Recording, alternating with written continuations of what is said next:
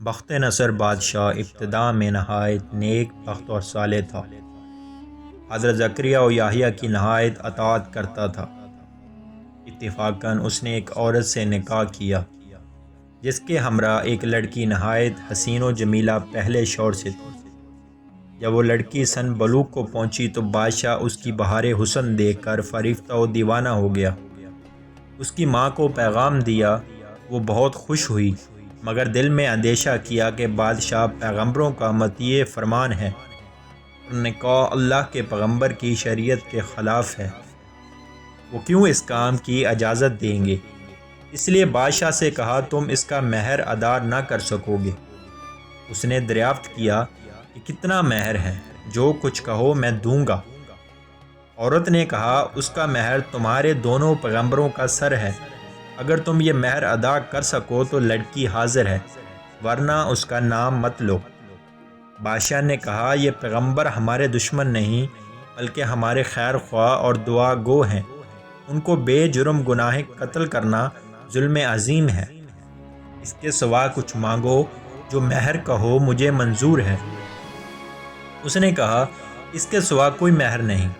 بادشاہ نے ہوائے نفسانی سے مغلوب ہو کر فوج کو حکم دیا کہ دونوں بے گناہوں کا سر کاٹ لاؤ۔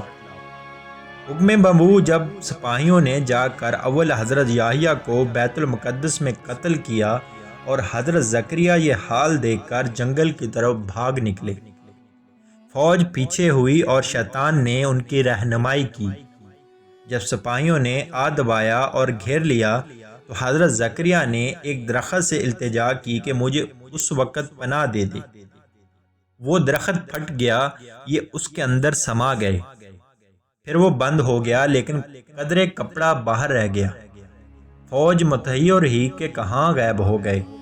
شیطان نے نشان دیا کہ اس درخت کے اندر ہیں اور یہ کپڑا ان کی موجود ہونے کی علامت ہے۔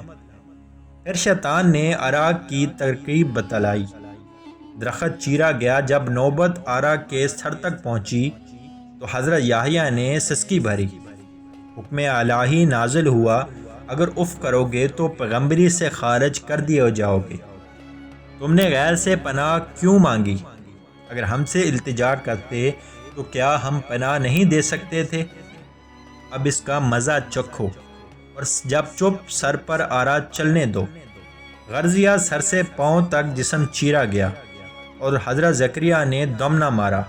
جب دونوں پیغمبر اس بے دردی سے قتل ہوئے تو غضب الہی نازل ہوا، دن تاریک ہو گیا اور ایک بادشاہ فوج خون خوار لے کر چڑھا اور اس کے شہر کے باشندوں کو گرفتار کر لیا۔